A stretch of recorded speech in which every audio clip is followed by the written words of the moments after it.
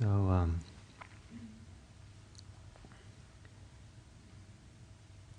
there's an expression, it's used a lot, I think, that the practice, you always start where you're at. And so another way of saying it is the practice is always where you're at, where you are, with what's happening. And part of what we're doing in practice is discover what is happening so we can be present for it. And so are we willing to be present for what is, or do we have some idea that things should be different than how they are? Or do we have the idea that, do we approach the moment as, this is it, let's be present for this? Or are we waiting for the camera to start working? If we're waiting for the camera to start working, you've missed the boat. Because then you're waiting for something in the future rather than this is what's happening. In thinking about what's happening and being present for starting where we're at, I find it useful to consider that we as human beings are concentric circles. And it's useful, I think, to start at the widest circle of who we are. And to be present for that. So, coming here today, what would that be? Would it include I think it's sometimes useful to actually step back as an exercise and realize that who we are in part is a wide circle of our history, our family, going back generations, our nationality. There's this wide kind of cultural, familial, societal kind of sense of our situation, our location, where we're at. So when we sit down to meditate, we sit in the midst of this very big, wide circle, not to exclude it, but we don't sit to exclude it all, but to realize we sit in the midst of all this, and it's part of what's going on, part of the context of practice. And then to get closer, the closer concentric circle is how we are most generally right now. It's easy to kind of think, I'm supposed to follow the breath in some narrow way and put everything else aside. But it's actually useful, I think, to kind of, not to miss, it's important to look at the forest and not necessarily look at the trees. So the forest of this moment here, what is it? Maybe we're agitated, maybe we're anxious, maybe we're contented and happy, maybe we're preoccupied by certain things, maybe there's a remnant of some kind of major event that happened recently that's still coursing through our body and system, being processed and being digested. Kind of what is kind of just step back in a sense and take the global, large view of how we are right now. And then how are we in relationship to that? Are we okay with that? Are we reactive to that? Are we, is it pushing us around? Are we kind of running away from something about it? Are we denying it? Are we trying to fix it? Are we, what's going on in relationship to the broadest kind of sense of how we are at this moment? And once we have kind of met and encountered and settled ourselves on this kind of widest sense of who we are, the kind of the forest of who we are, then you can get closer. In more closely. So for example, perhaps a little bit more closer concentric circle would be our body. What's happening here physically in the body? What's the condition of the body, and what's it feel like? What's the body like in this moment?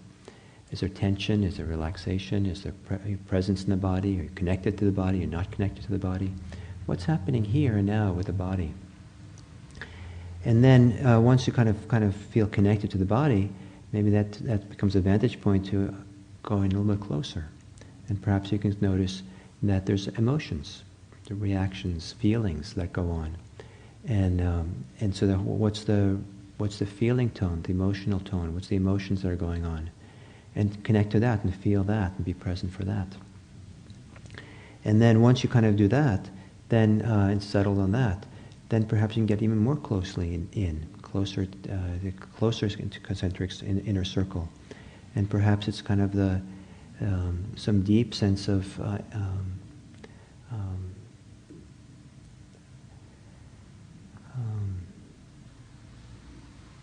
deeper quality of mind, quality of heart, quality of beingness that it feels very intimate, very much like we're close to being at home, a place where we feel at homeness deep inside ourselves, where the emotions, the body, the reactions, the thoughts we have are all kind of like the waves that come and go.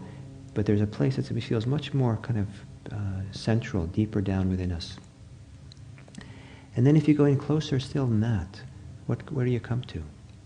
And if you can actually do that work of being present for where you're at, start where you're at, the global condition of who you are, the forest of who you are, and then very respectfully be present for that and allow the different, the forest, the trees, the shrubs, the insects, kind of slowly you can get closer and closer in, more and more precise, more like you're getting closer and closer into kind of like the details of what's going on.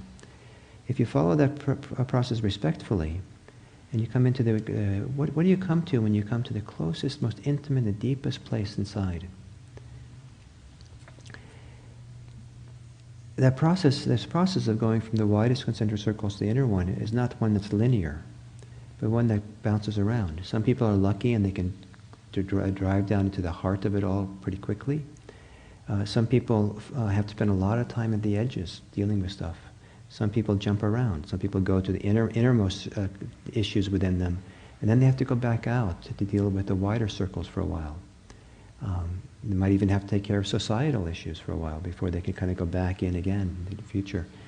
But in order to be a whole person, a complete human being, kind of be whole, all the different concentric circles, all the different aspects of us have to be integrated and whole and work together. So what needs our attention at different times in order to become whole and feel whole? So then eventually we can come into kind of the most innermost place.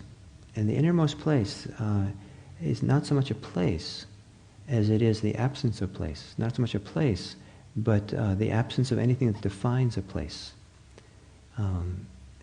The absence of limitations or boundaries or locations or any sense of something there and something here, inside and outside, before and after.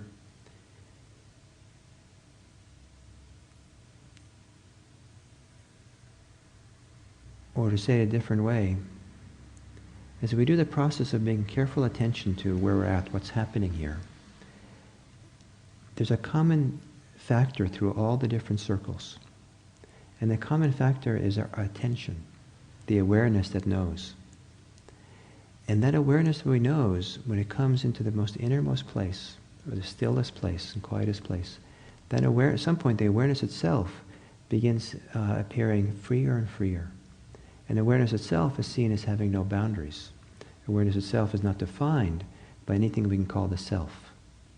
The awareness itself has no clinging as part of it.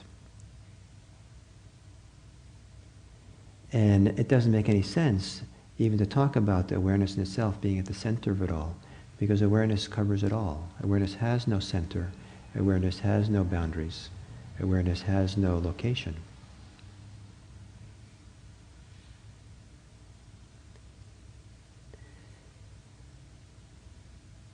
And then it's a lot easier to go back and take careful, respectful, wise attention to the different circles of who we are. It's all very important. All the different parts of our humanity need our attention, need our love, need our care. And so sometimes we take care of the widest possible circle, and maybe it includes, aspects of that is, things that are generational, things that go back many, many generations that somehow come through us and work through us. Sometimes it has to do with things that have to do with this lifetime and issues here and now that need somehow, that are still churning and working. And sometimes it has to do with, almost anything. But what's the awareness that, as awareness becomes free, awareness can and needs to be able to encounter any place where awareness is limited. And as long as there's any sense of limitations in those concentric circle, awareness will find it out and need to deal with it, need to work with it. And to allow the awareness to move freely to encounter where in that process we need to be, is a very important part of this overall development growth that we do.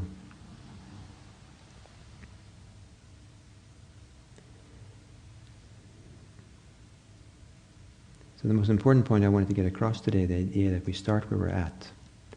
And where we're at can vary from day to day, from month to month. And we always start where we are.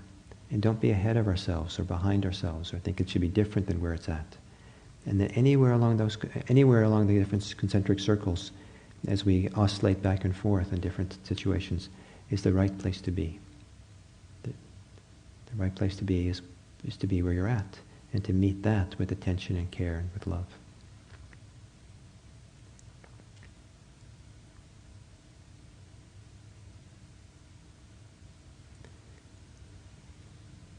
So that was my thoughts for today. So thank you very much. And then Diana has, so those of you who can stay, we'll do some mindfulness activity.